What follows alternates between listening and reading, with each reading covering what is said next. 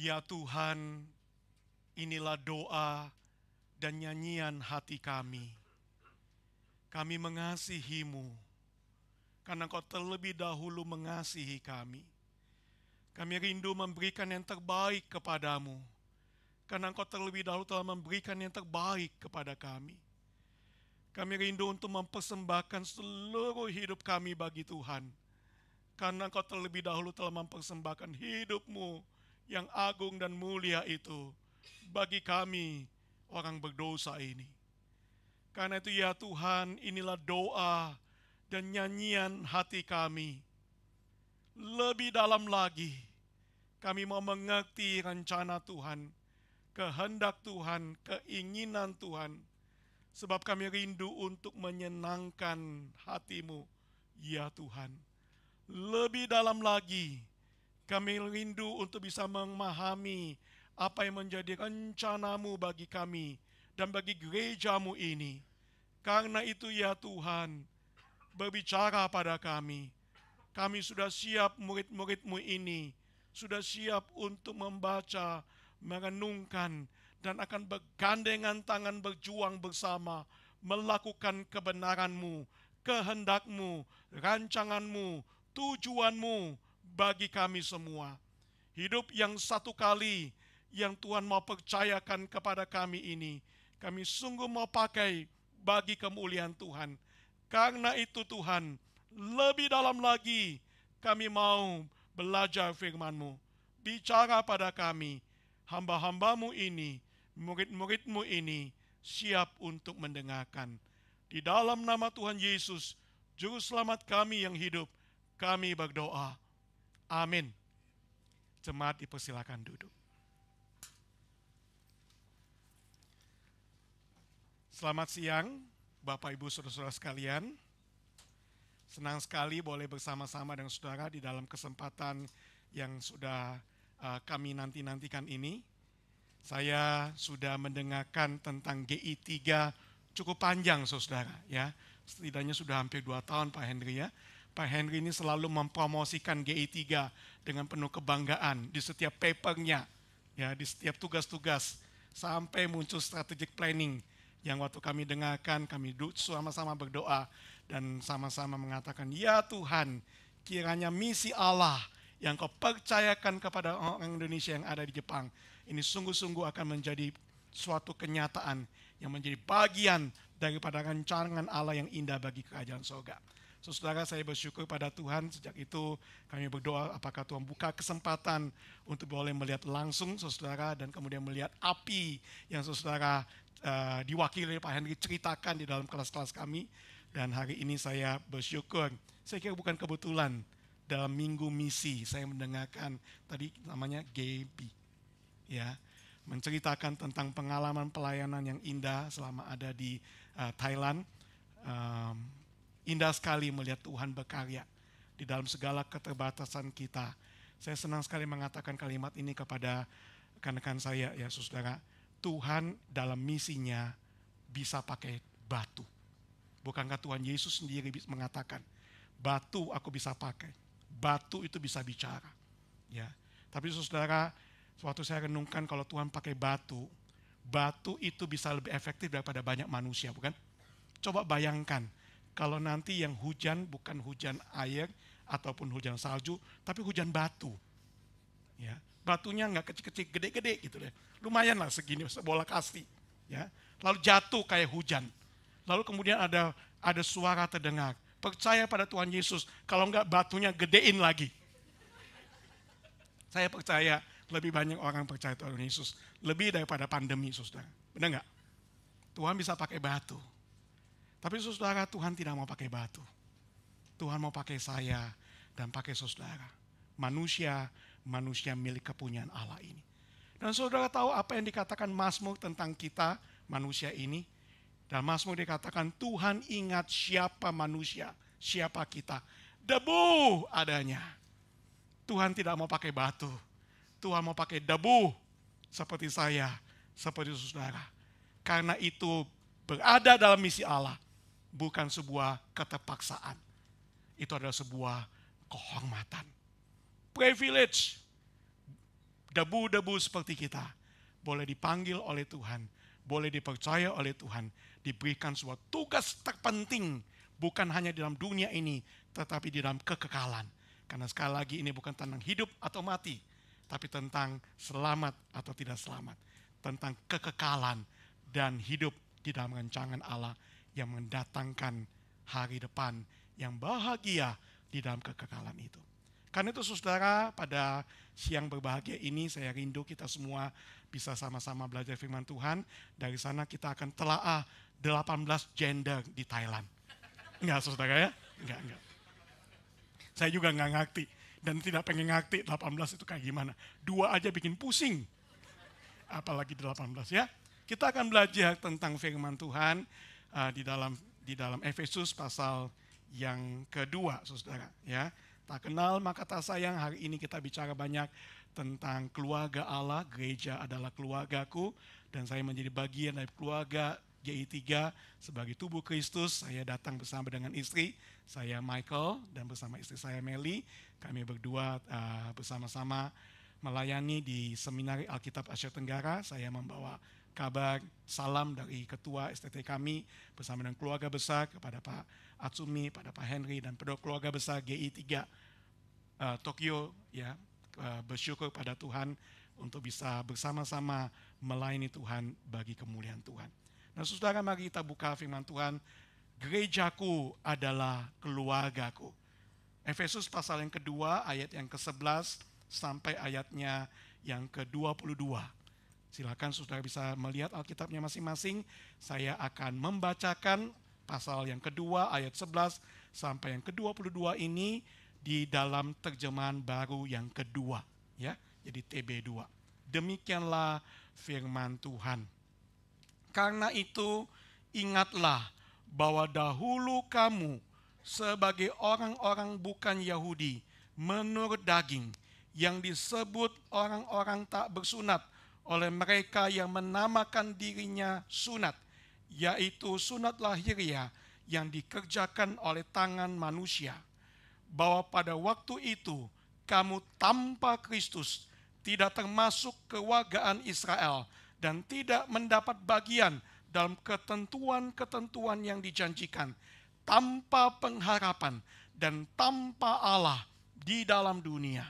Tetapi sekarang di dalam Kristus Yesus, kamu yang dahulu jauh sudah menjadi dekat oleh darah Kristus. Karena dialah damai sejahtera kita yang telah mempersatukan kedua pihak dan yang telah meruntuhkan tembok pemisah, yaitu perseteruan. Sebab dengan matinya sebagai manusia, ia telah membatalkan hukum Taurat dengan segala perintah dan ketentuannya, untuk menciptakan keduanya menjadi satu manusia baru di dalam dirinya, dan dengan itu mengadakan damai sejahtera, dan untuk memperdamaikan keduanya di dalam satu tubuh dengan Allah oleh salib, dengan melenyapkan perseteruan pada salib itu. Ia datang dan memberitakan damai sejahtera kepada kamu yang jauh, dan damai sejahtera kepada mereka yang dekat. Karena oleh Dia kedua pihak dalam satu roh beroleh jalan masuk kepada Bapa. Demikianlah kamu bukan lagi orang asing dan pendatang, melainkan kawan sewarga dari orang-orang kudus dan anggota-anggota keluarga Allah, yang dibangun di atas dasar para rasul dan para nabi, dengan Kristus Yesus sebagai batu penjuru. Di dalam Dia tumbuh seluruh bangunan yang rapi tersusun menjadi bait Allah yang kudus di dalam Tuhan. Di dalam Dia kamu juga dibangunkan menjadi tempat kediaman Allah di dalam Roh. Demikian jauh pembacaan firman Tuhan. Berbahagia setiap kita yang membaca, merenungkan, dan berjuang bersama melakukan firman Tuhan di dalam hidup kita setiap hari. Saudara dalam Tuhan, saya membawakan tema keluargaku adalah, gerejaku adalah keluargaku. Saudara, saya bersyukur pada Tuhan berada di sebuah komunitas yang mengingatkan saya dan istri saya tentang pengalaman kami juga sebagai pendatang. Tuhan memberikan kesempatan kepada kami bisa tinggal sebagai pendatang selama 2 tahun di Beijing di China. Lalu setelah itu 5,5 tahun di Los Angeles, Amerika Serikat. Jadi total saudara hampir 8 tahun kami berada di dalam konteks seperti yang saudara alami sekarang. Nah saudara, saya akan mulai dengan apa yang kami alami selama kami ada di China, di Beijing saudara. Waktu kami tinggal 2 tahun di sana, ada peristiwa yang sangat berkesan kepada kami. Ya kemarin waktu naik mobil sama Pak Henry, terus kemudian sekejap saya lihat ada kembang api gitu ya. Nah kalau kembang api itu ditunggu-tunggu gitu ya. Nah ini katanya musim panas, jadi kembang apinya luar biasa. Kalau kami saudara menunggu kembang api yang begitu luar biasa di China, itu pada waktu Chinese New Year. Ya itu kembang api di seluruh kota Beijing luar biasa besar. Ya di mana-mana ada. Dan di tempat-tempat khusus itu didesain begitu megahnya. Nah saudara itu benar-benar harafiah, bakar duit. Data berapa yuan itu habis untuk urusan itu saudara. Nah saudara pada waktu kami tinggal di sana, kami melihat ya kembang api yang besar pada waktu acara Chinese New Year, 1 minggu penuh. Tapi bukan kembang api yang ingin saya ceritakan saudara. Satu pengalaman yang menarik perhatian kami adalah tentang mudik terbesar di seluruh dunia yang terjadi menjelang Chinese New Year dan setelahnya. Ya mudik yang terbesar kalau kita di Indonesia Lebaran. Ya Lebaran itu salah satu mudik yang luar biasa saudara. Tetapi waktu di China ini yang terjadi. Ini bukan, saudara lihat itu, ini bukan semut. Ini manusia saudara. Dan saya sampai saking pengen taunya, saya itu coba, ini bukan foto saya ambil di Google. Tapi saya tahu saudara karena saya berada dalam situasi di mana saya coba ke sana. Ya sebagai seorang researcher saya suka sekali melakukan observasi lapangan saudara. Dan saya kemudian pergi ke sana hanya untuk melihat bagaimana mudik terbesar di dalam dunia kita ini. Dan saudara, saya juga melihat hal yang sama. Sampai saya katakan begini, mungkin semut aja kagak berani masuk ke tempat itu. Ya, saking segitu banyaknya orang. Ini stasiun kereta api saudara. Ya, penuh dengan orang, begitu banyak. Untuk kemudian bisa berjuang berdesak-desakan di kereta-kereta api untuk bisa sampai mudik saudara. Nah saudara, kenapa mereka mudik? Karena mereka berharap bisa bertemu dengan keluarga. Lalu ada sebuah kebiasaan yang menarik sekali pada waktu mereka mudik saudara. Waktu sudah berjuang berdesak-desakan gitu ya. Dan kemudian bisa sampai ada di keluarga masing-masing. Pada malam Chinese New Year itu mereka punya satu kebiasaan yang menarik. Ya, saya juga bersama dengan beberapa teman-teman lokal di sana juga melakukan hal yang sama, mencoba menikmati culture yang ada di situ, saudara. Ya, itu sebuah tradisi yang menarik sekali karena tradisi ini berhubungan dengan sesuatu yang saya suka, makanan. Nah, beberapa saudara juga suka ya dengan makanan. Nah, saudara, culture makanan itu paling bagus. Nah, di dalam acara malam hari itu saudara, ya mulai dari siang sebenarnya apa yang terjadi dengan keluarga yang sudah berjuang untuk kemudian mudik ini. Mereka kemudian akan kumpul bersama-sama, lalu kemudian satu keluarga mengerjakan yang disebut dengan nama Chinese dumpling ini, jiaozi. Nah, saudara apa yang mereka kerjakan? Ada yang potong-potong sayur, ada yang kemudian cincang babinya gitu ya, dagingnya apa saja, lalu kemudian ada yang mulai masukkan adonan itu ke dalam kulit lumpia, lalu kemudian dibuat dengan bagus, lalu kemudian ada yang rebus, dan semua orang berada dalam situasi yang bergembira. Nah saudara, ini gambaran juga di foto ya, ini tempat kami itu lebih underground, jadi tidak boleh foto-foto itu keluar ya. Nah jadi saudara ini lebih yang kelihatan di mana-mana juga kelihatan satu keluarga yang kelihatan wajahnya wajah-wajah yang bergembira saudara. Karena mereka bersama-sama membuat Chinese dumpling ini. Lalu kemudian saudara saya tanyakan apa sih maknanya? Dalam setiap culture itu selalu ada makna bukan? Jadi saya tanyakan apa sih maknanya dari acara membuat Chinese dumpling ini saudara. Lalu kemudian mereka mengatakan bahwa ini sebuah kebersamaan.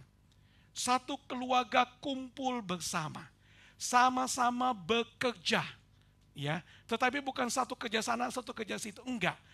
Bekerja bersama dengan tujuan yang sama, dengan kerinduan yang sama, dengan harapan yang sama untuk menyongsong masa depan yang bahagia bersama-sama. Saudara lihat berapa kali kata sama saya keluarkan? Ya. Ini bicara tentang kebersamaan, satu keluarga yang bergandengan tangan bersama-sama untuk menyongsong hari esok yang bahagia. Saudara, Chinese New Year, mereka sebuah doa dari culture ini adalah kami mau sebagai keluarga sadar benar keluarga penting dan keluarga perlu bersatu. Keluarga perlu bekerja bersama. Keluarga punya satu harapan yang sama, satu tujuan yang sama, satu kerinduan yang dikerjakan bersama-sama. Itu kunci kebahagiaan masa depan. Saudara, gambaran tentang keluarga yang saling mengasihi dan bekerja bersama, menyambut masa depan bersama yang indah. Bukankah itu yang kemudian muncul di dalam Efesus pasal yang kedua ayat 19 yang tadi kita sudah bacakan. Demikianlah kamu bukan lagi orang asing dan pendatang, melainkan kawan sewarga dari orang-orang kudus dan anggota-anggota keluarga Allah. Saudara, Paulus pada waktu menuliskan ini, dia menuliskan dalam konteks gereja. Kepada jemaat Efesus dia mengatakan, kamu ini adalah anggota-anggota keluarga Allah. Gereja itu adalah sebuah keluarga, saudara. Nah, saudara, menarik sekali kalau kita memperhatikan bahwa Paulus dalam Efesus itu berbicara tentang gereja, yang mengatakan desain Allah tentang gereja bukan sekedar perkumpulan orang-orang yang mengatakan diri Kristen. Bahkan bukan sekedar kumpulan orang-orang Kristen yang melakukan ritual-ritual keagamaan Kristen. Tapi kemudian Paulus ingin menekankan bahwa sebagai jemaat, sebagai gereja, engkau didesain oleh Allah. Dan ini desain Allah. Kita didesain oleh Tuhan untuk menjadi jemaat-jemaat yang berkumpul bersama dan dengan bangga, dengan penuh ucapan syukur mengatakan kita satu keluarga. Dalam bahasa Chinese, saudara, ichar, satu rumah. Satu rumah, saudara. Dalam bahasa Jepang apa? Satu rumah itu ada? Enggak ada istilah itu. Nanti cari ya. Bisa jadi moto, Pak. Satu keluarga, satu rumah. Nah, saudara, di dalam satu rumah itu menarik sekali sebab Paulus dalam kitab Efesus ini kemudian menjelaskan bahwa kita menjadi satu rumah, kita menjadi satu keluarga, itu dimulai dengan perbedaan. Saudara, menarik sekali membaca kitab Efesus, khususnya pada pasal kedua, itu dimulai bukan dengan persamaan. Bukan dengan karena kita cocok ini dan itu, maka kita menjadi satu keluarga dan keluarga yang bahagia. Bukan, saudara. Paulus memulai dengan mengatakan kita ini satu keluarga dan keluarga itu dimulai dengan perbedaan. Nah, saudara, kalau kita lihat di dalam pasal yang kedua ayat 11 yang katakan, ingatlah bahwa dahulu kamu adalah orang-orang bukan Yahudi menurut daging, yang disebut orang-orang tak bersunat. Dibandingkan dengan orang Yahudi yang kemudian dikatakan punya sunat lahiriah, yang menggambarkan ada dua tipe manusia yang sedang disatukan dan disebut sebagai keluarga Allah ini. Ya, pada waktu itu adalah orang-orang Yahudi yang percaya pada Yesus dan orang-orang non-Yahudi yang percaya kepada Yesus. Dan Paulus mengatakan, remember this. Jangan pernah lupa bahwa keluarga Allah itu pertama-tama dimulai bukan dengan kesamaan, tapi harus dimulai dengan satu kesadaran kita berbeda. Ada orang Yahudi, ada orang non-Yahudi. Dan saudara, pada waktu Paulus mengatakan ada orang Yahudi dan orang non-Yahudi, jemaat pada waktu itu langsung maksud Paulus itu apa. Ya, Paulus ini sedang menekankan, lihatlah betapa dalam struktur sosial kita itu perbedaan begitu besar terjadi antara orang Yahudi dan orang non-Yahudi. Saudara, pada waktu itu orang Yahudi dan non-Yahudi itu terpisah sekali. Orang Yahudi merasa diri sebagai umat pilihan Tuhan. sebagai orang yang kudus, yang dipilih Tuhan secara khusus. Dan karena itu yang lain kudis. Mereka kudus. Mereka memandang sebelah mata kepada orang-orang yang bukan Yahudi. Mereka menganggap mereka bukan orang-orang pilihan. Mereka orang-orang yang tidak pantas berada dengan kami. Kami ini pure blood, gitu ya. Nah, saudara, pada waktu mereka mengalami seperti itu bukannya dalam struktur sosial, perbedaan antara Yahudi dan non-Yahudi. Itu bahkan dilegalkan dengan tradisi di dalam bait suci. Secara rohani pun mereka memisahkan diri. Saudara, di dalam bait suci pada waktu itu ada sebuah tembok. Tadi saudara baca pada ayat 12, ada tembok pemisah, bukan? Nah, di situ kenapa ada kata tembok pemisah? Karena di dalam struktur bait suci ada tembok, saudara, disebut tembok pemisah. Di situ ada sebuah plakat, ya, disebut dengan ada middle wall of partition. Nah, saudara, plakat itu di dalam bahasa, banyak bahasa supaya kemudian bisa diperuntukkan bukan untuk orang Yahudi, tapi ini diperuntukkan kepada orang-orang non-Yahudi. Yang kemudian mengatakan, hei orang-orang non-Yahudi, lihat ya, ini tempat kami orang-orang kudus. Kalian tidak boleh masuk. Di sana dikatakan dalam tulisan itu, saudara, ini dalam bahasa Yunani, yang kemudian dalam bahasa Inggris sudah bisa lihat, saya bacakan dalam bahasa Indonesia. Tembok itu bertuliskan demikian. Tidak ada orang non-Yahudi diizinkan masuk melewati batas ini. Siapapun yang kedapatan masuk akan dihukum mati. Saudara, bayangkan itu yang terjadi. Ini kalau saya bayangkan, saudara, ini pada waktu kami di China, di Beijing itu, datang ke kelompok kebaktian, ya, namanya IC Indonesian Congregation. Ya, itu semua orang Indonesia ke sana. Tetapi di sebelahnya ada namanya BICF, ya, Beijing International Fellowship. Nah, saudara, di dalam BICF ini, waktu masuk ke sana harus bawa paspor. Harus bawa paspor. Ya, kalau tidak punya paspor, lupa bawa paspor. Walaupun wajahmu itu wajah bukan orang Chinese, ya, coklat, hitam, merah, apapun itu, ya, walaupun dari wajahmu kelihatan kamu pasti bukan orang China, ya. Kalau tidak bawa paspor, no way, ya. Bahasa Prancisnya nehi, nggak boleh masuk, nggak boleh masuk, ya.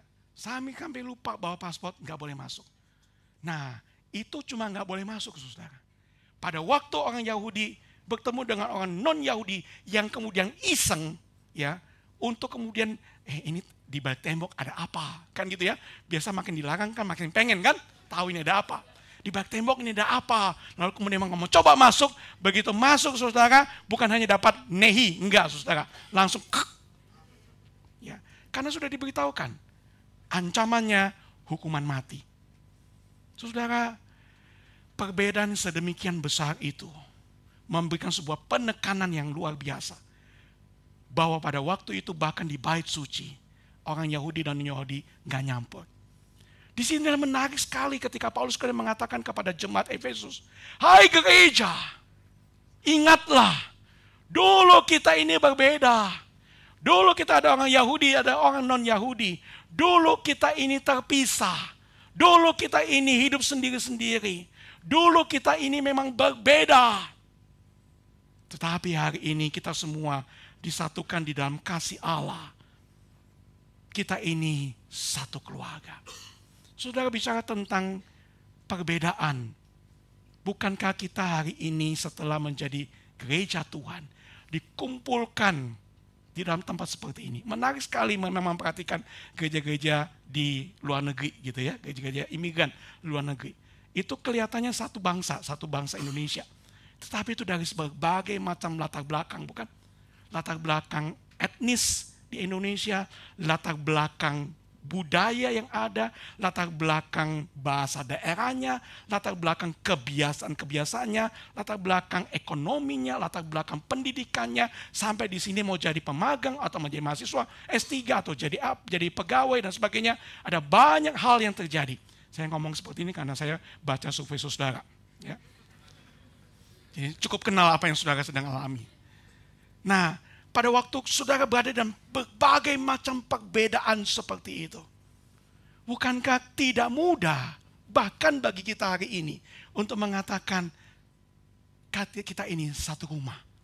kita ini satu keluarga. Benar? Saudara, saya waktu mempersiapkan materi ini, saya teringat sebuah lagu. Ya, ini lagu Indonesia. Nggak ngerti lagu Jepang, jadi apa boleh buat. Ya, pakai lagu Indonesia saja ya. Jadi kelompok grup yang namanya Pilot, saudara. Judulnya Kita Terluka. Ya. Nah, bagi yang saudara sudah lama nggak pulang Indonesia, ini sedikit update ya. Kita terluka. Lagunya bunyinya begini, saudara. Kita tidak pernah sepaham, tidak pernah bisa sejalan. Aku begini, kamu begitu. Nah, udah mulai berasa ya? Tak pernah bisa menyatu. Mau dibawa kemana? Ku tidak bisa berucap lagi. Kita harus bagaimana? Lebih baik sendiri-sendiri. Gitu kan ya. Lagu ini tentu kemungkinan lagu cinta kan. Tentang pasangan yang kemudian mencoba untuk mendekat, tetapi kemudian makin dekat kok makin beda, sehingga kemudian makin terluka. Ketika terluka, lebih baik kita sendiri-sendiri saja. Tapi apakah di dalam gereja ada cukup banyak orang secara pribadi, mungkin gak ngomong, juga menyanyikan lagu ini buat gerejanya, buat orang-orang di sekitarnya, buat orang-orang yang Yahudi dan non-Yahudi itu, yang berbeda itu. Dan kemudian mengatakan, capek deh gua berada di kelompok ini. Dia begitu, saya begini, maunya begitu, kami maunya begini. Tidak pernah bisa menyatu. Kalau sudah begini lebih baik sendiri-sendiri saja. Mulailah kita menjadi orang Kristen yang pasif, lalu kemudian orang Kristen yang muntaber. Mundur tanpa berita. Berapa banyak orang-orang Kristen karena perbedaan-perbedaan kemudian kena penyakit muntaber, saudara. Dan problemnya bukannya muntaber dari persekutuan dan gereja, tapi mulai mundur pelan-pelan tanpa berita dari Tuhan. Karena api itu nggak bisa berdiri sendiri, bukan? Lama-lama dia padam. Dia harus bersama-sama dengan yang lain supaya dia berkobar. Bayangkan ketika api misi kita mulai padam karena kita berjuang sendiri, lalu dengarkan Gaby bercerita seperti itu dan mengatakan, pendeta, saya bukan pendeta penginjil, tapi dia mengatakan saya bisa mulai berdoa, saya mulai bisa mengabarkan Injil, saya mulai gitu. Lalu kemudian kalau Gaby bisa, kenapa saya tidak? Benar nggak? Ada api yang terus berkobar oleh karena kita bersatu. Tapi banyak sekali saudara yang terjadi dalam gereja, bukankah kita karena terpisah-pisah itu, kita kemudian menjadi sendiri-sendiri itu, dan kita menekankan perbedaan-perbedaan kita. Problemnya saudara, Tuhan memang memulai gereja dengan perbedaan. Nah sekali lagi saudara, ketika bicara perbedaan, seringkali perbedaan itu menjadi halangan ketika kita mau mencari pasangan, apalagi cari mantu. Ya, sudah mulai ada yang pusing dengan calon mantu. Kalau cari calon mantu, kita cari apa saudara? Bibit, bebet, bobot. Ya, kalau bibit, bebet, bobotnya kagak match, maka nehi. Bahasa Prancis. Benar nggak? Mesti cari yang sama, bibit, bebet, bobotnya. Mesti cari yang cocok. Kalau kita tidak selevel, maka sorry. Ini kan hidup bersama. Kalau sama-sama tidak cocok gimana? Ya, nanti dalam neraka dong kita hidupnya. Saudara, saya tidak membantai bibit bebet bobot itu, ada benarnya. Ya, ada benarnya. Ketika mencari calon mantu. Ya, ketika cari pasangan, tentu akan ada hal sedemikian perlu diperhatikan.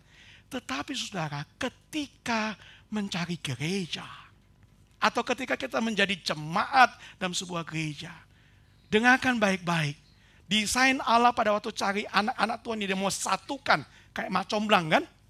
Disatukan Tuhan. By the way saudara, tidak kebetulan saudara datang dari mana-mana di Indonesia, lalu kemudian ada di sini, dan kemudian dikumpulkan Tuhan di sini. Bukan sekedar karena keputusan saudara. Tetapi ada desain Allah, ada rancangan Allah, ada kedaulatan Allah yang kemudian menuntun saudara untuk menjadi bagian bersama-sama di gereja ini, bukan? Dan pada waktu Tuhan menuntun saudara, apakah dia bicara tentang bibit, bebet, bobot? No. Tuhan mulai dengan, saya tahu kalian berbeda. Saya tahu bibit, bebet, bobot kalian. Dan waktu kalian katakan, tapi kan kami beda. Tuhan bilang, exactly. Itu yang saya lakukan. Itu yang saya inginkan kalian pahami. Kalian memang saya tempatkan dalam kondisi dengan bibit, bebet, bobot yang berbeda. Tapi dalam segala perbedaan itu ingat, aku menaruh kamu menjadi keluarga, bukan supaya kamu bertengkar dan sendiri-sendiri di sana, lalu kemudian saling hantam di sana, saling menyakiti di sana. Enggak, Tuhan kita tidak sedang membuat rencana untuk kemudian membuat hidup kita tambah rumit dengan adanya gereja. Tuhan mau supaya dalam gereja kita alami pertumbuhan, mengalami jalan keluar, mengalami kelegaan, mengalami shalom, damai sejahtera itu. Lalu gimana caranya? Paulus sekali lagi dari Efesus memberitahukan jawaban yang begitu indah, saudara, dengan 3 hal yang saya akan jelaskan dengan singkat. Saudara, 3 hal di tengah segala perbedaan yang membuat kita bisa berjalan sendiri-sendiri itu. Lalu kemudian Paulus mengatakan, ingat baik-baik, hai jemaat Efesus. Mungkin sekarang dia berkata, hai jemaat GI3. Ingat baik-baik.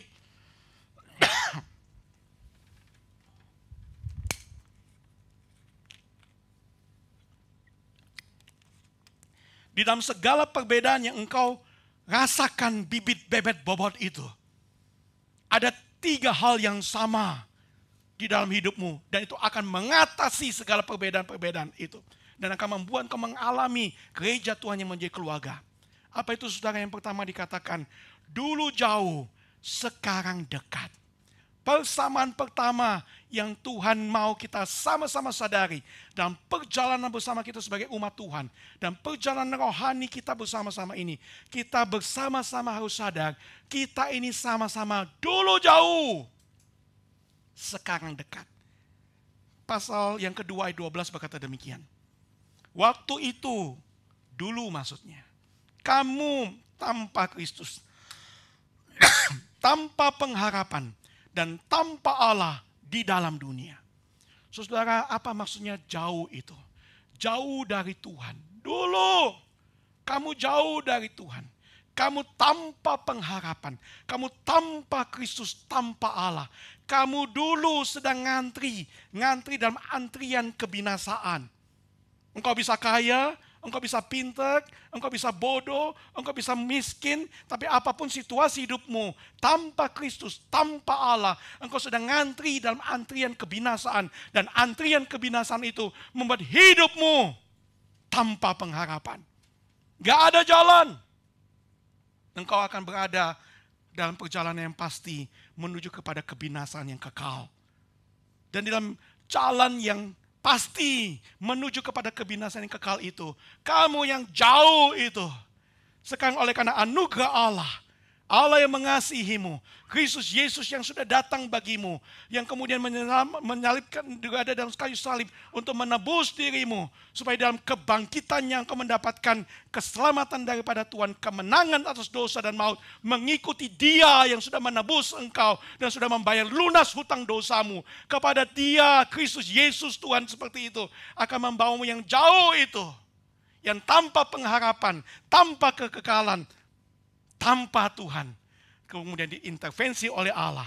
Dari antrian kebinasaan, sekarang kau berbalik menjadi antrian kemuliaan. Sekarang engkau dengan Kristus, engkau dengan Allah, engkau ada pengharapan, ada keyakinan bahwa perjalananmu ke depan setelah Kristus masuk dalam hidupmu akan menjadi perjalanan iman, perjalanan rohani, perjalanan anak Tuhan. Dulu anak hantu, sekarang anak Tuhan, hantu Tuhan. Siapa yang membuat itu terjadi? Kristus. Dalam anugerahnya, kamu dulu yang jauh, sekarang jadi dekat. Saudara, di dalam anugerah Tuhan ini, saya dan saudara berbagai macam hal berbeda, tapi yang menyatukan kita bersama adalah darah Yesus Kristus, Tuhan dan Juru Selamat kita, yang membuat narasi hidupku dan narasi hidupmu sama, yaitu dari antrian kebinasaan jauh, sekarang menjadi antrian kemuliaan dekat. Kita sama-sama anak Tuhan. Kita sama-sama diselamatkan oleh Tuhan. Dan karena kita diselamatkan oleh Tuhan, maka pada ayat yang ke-14 katakan engkau mendapatkan shalom. Bahasa Yunaninya eirene, saudara. Mendapatkan damai sejahtera. Peace be with you. Engkau mendapatkan damai itu. Damai pertama-tama dengan Tuhan karena Tuhan sudah berrekonsiliasi dengan dirimu. Tapi kemudian damai itu kemudian tidak hanya dengan Tuhan saja. Tapi damai itu juga dengan sesama anak-anak Tuhan. Kita bisa merasakan shalom di tengah-tengah kehidupan anak-anak Tuhan. Saudara, kenapa kita bisa menjadi keluarga? Karena darah kita sama. Saudara, darah apa? A, O, B. Saudara tahu darah Kristus darah apa? O. Oh, darah yang kudus gitu ya. Darah saya merah, darah saudara biru? Merah juga. Darah kita, darah Kristus. Saudara, apa yang membuat kita jadi satu?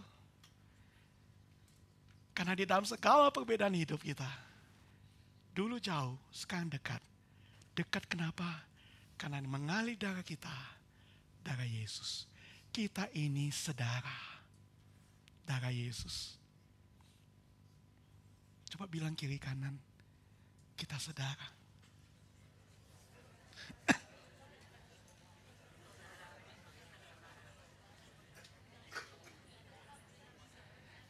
Kenapa kita bisa jadi satu rumah, saudara? Karena kita saudara, bukan? Darah Yesus. Darah yang kudus itu. Darah yang agung. Darah yang sebegitu mulia dan mahal itu. Yang dicurahkan di kayu salib untuk kemudian membuat narasi hidupku dan narasi hidupmu berubah. Dan di dalam anugerah Tuhan itu, saudara, pada waktu kita mengalami darah Yesus yang sudah menyucikan kita, darah kita menjadi satu darah Yesus. Dan darah Yesus akan menghasilkan damai dengan Tuhan, damai dengan sesama umat Tuhan. Saudara, karena itu, pada waktu kita mulai merasa lebih baik sendiri saja. Kok kamu begitu, saya begini. Kok kita nggak bisa sepaham, kok nggak kita bersatu. Langsung bilang dan saya shake hand tangan dia dan mengatakan, kalau peluk-peluk dia katakan, tetapi kita saudara. Apapun perbedaan kita, kita saudara. Darah yang kudus, darah yang mahal, darah yang agung, dan darah itu jangan kita sia-siakan. Karena itu mengubah seluruh hidup kita, bukan? Jangan merusak tubuh Kristus yang indah itu. Karena tubuh Kristus itu menjadi hidup karena darah Yesus. Karena itu saudara, waktu lihat diri beda-beda, bibit-bebet bobot, senyumlah dan katakan dengan gigi Pepsodent, darahmu, darahku, darah Yesus. Dan kalau darah Yesus adalah darah kita semua, Tuhan bilang akan ada shalom di gereja Tuhan. Saudara mau shalom, jangan pernah lupa darah Yesus, darah kita. Amin. Yang kedua, saudara, firman Tuhan mengatakan, dulu orang asing dan pendatang, sekarang anggota keluarga Allah. Saudara, menarik sekali pada ayat ini dikatakan bagaimana firman Tuhan mengatakan dulu kita ini adalah pendatang, foreigner. Waktu saya masuk, ya mungkin juga saudara masuk, saudara mungkin lebih baik dari saya gitu ya. Tapi waktu saya baru masuk ini saudara, itu mengingatkan saya pada waktu beberapa kali saya masuk secondary room. Di sini Jepang mah masuk ancang-ancang aja. Waktu ke Amerika 2 kali saudara setidaknya, saya harus masuk secondary room tanpa ngerti kenapa salahnya saya apa.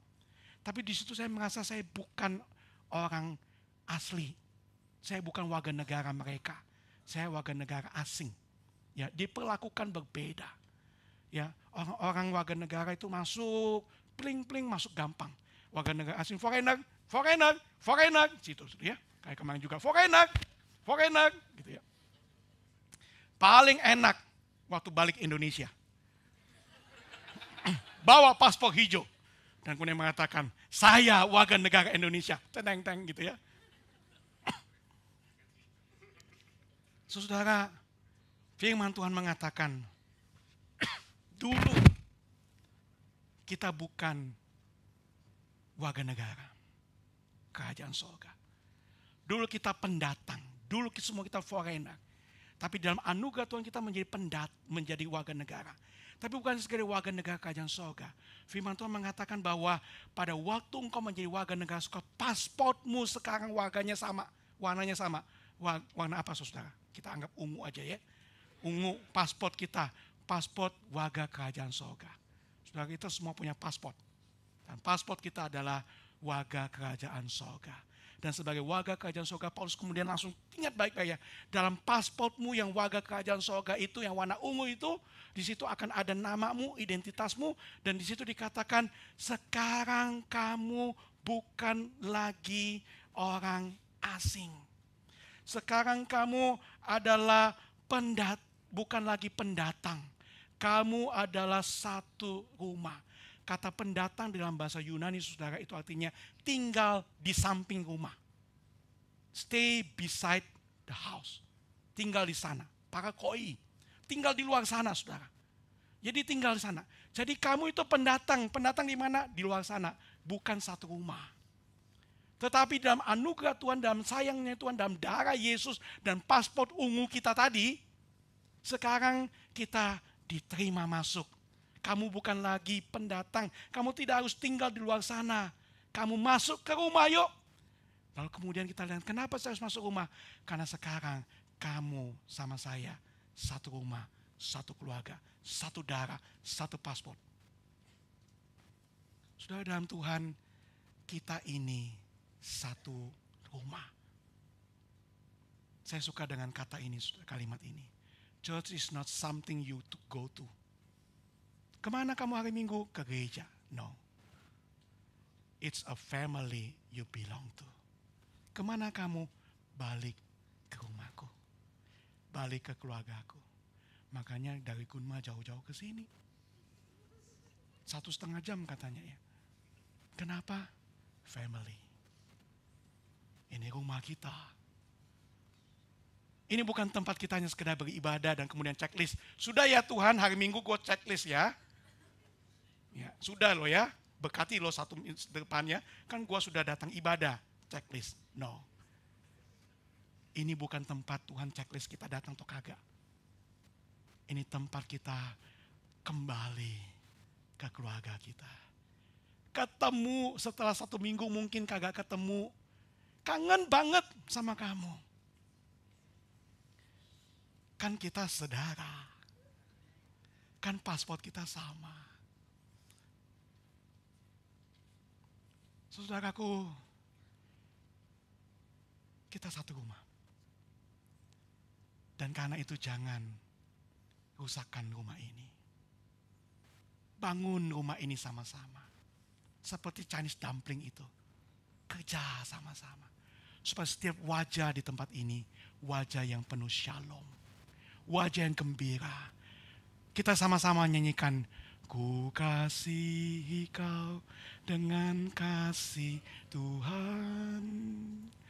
Ku kasihi kau dengan kasih Tuhan. Ku lihat di wajahmu kemuliaan Raja. Ku kasihi kau dengan kasih Tuhan. Waktu saya di China, kami underground. Gak boleh masuk dengan paspor, tulisannya, visanya, pendeta. Gak boleh. Jadi student, tapi underground, melayani. Jadi kami itu tidak menyampaikan pada siapa-siapa, khususnya pada orang lokal yang bukan wilayah kami, bahwa kami ini hamba Tuhan. Tapi kemudian satu kali saudara guru bahasa Mandarin kami di kampus panggil, ngobrol. Lalu kemudian katakan, kalian orang Kristen ya? Wah, cilaka. Deportasi dah. Karena waktu kami masuk pertama ke kampus, polisi datang memberitahu pada semua foreigner, peraturan-peraturannya apa, hal ilegalnya apa, termasuk salah satunya adalah PI, ya, mengajarkan agama tidak boleh. Itu ilegal, deportasi. Nah ini guru di situ. Dan kami tahu dia bukan orang percaya. Wah, deportasi dah. Tapi ya sudah, kepalang basah dah ya.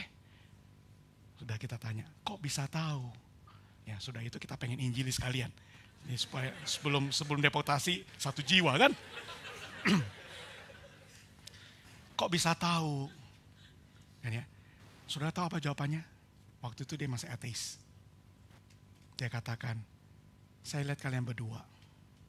Saya lihat wajah kalian memancarkan kasih. Kalau saudara ngomong kayak tadi, wajah saya biasa-biasa aja. Tapi kalau seorang ateis di negara komunis melihat wajah kami dan kemudian mengatakan wajah kalian memancarkan kasih. Untung gak pakai helm, saudara. Kalau nggak bisa masuk tuh helm. Kami berbunga-bunga dengan mengatakan terima kasih Tuhan. Karena bukankah itu anak Tuhan memancarkan kasih Tuhan.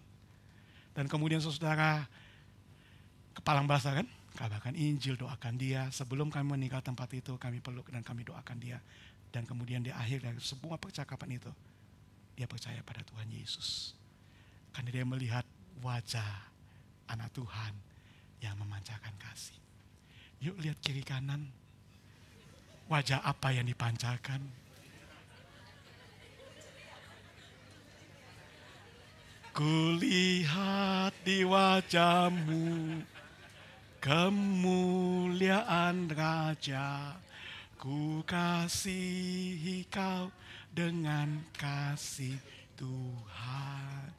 Biar GI3, wajah yang keluar adalah wajah-wajah yang memancarkan kasih Tuhan. Karena yang ketiga, kita bukan hanya sekedar kumpul sebagai keluarga dan merasakan family yang indah, berbagi shalom satu dengan yang lain, dan kemudian merasakan diri kita bahagia sebagai anak Tuhan di gereja ini. Bukan hanya sampai di situ, itu modal besar untuk masuk kepada tugas kita.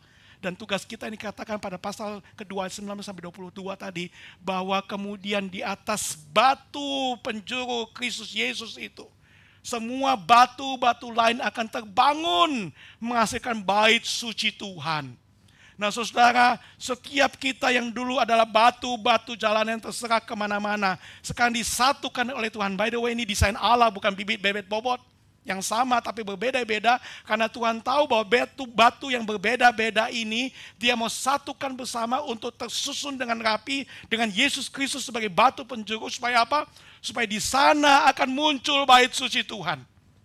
Setiap orang ada perannya, setiap batu ada tempatnya. Setiap kita di tempat ini nggak ada yang akan nganggur. Setiap kita dipanggil Tuhan untuk menjadi pelayan Tuhan. Setiap kita dipanggil Tuhan untuk menjadi misionarinya Allah bagi dunia ini. Karena itu Tuhan satukan kita dalam segala perbedaan. Lihat batu-batu itu nggak ada yang sama bentuknya.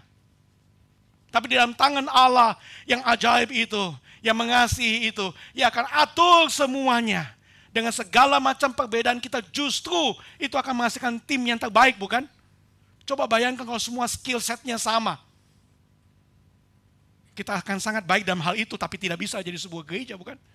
Kita berbeda-beda supaya ada yang bisa main musik, ada yang pimpin, ada yang khotbah, ada yang menyambut, ada yang kemudian membagikan banyak hal dalam hidupnya. Untuk kemudian gereja ini benar-benar menjadi bait suci Tuhan. Untuk apa? Pada pasal yang ketiga katakan, supaya melalui gereja, hikmat Allah itu dinyatakan kepada dunia. Dan hikmat apa yang dinyatakan pada dunia? Efesus pasal 3 ayat 18 katakan, supaya di dalam anugerah Allah, gereja Tuhan bisa mewartakan, membagikan betapa panjangnya, betapa lebarnya, betapa tingginya, betapa dalamnya kasih Kristus yang melampaui segala pengetahuan dan pemahaman manusia. Kasih Kristus yang sudah menyatukan kita itu. Sehingga ketika dunia lihat kita, dunia melihat bagaimana orang-orang yang berbeda itu disatukan oleh Tuhan. Merasakan damai sejahtera, pancaran kasih Tuhan itu dalam keluarga besar kita ini. Dan dari sana kita bergerak bersama.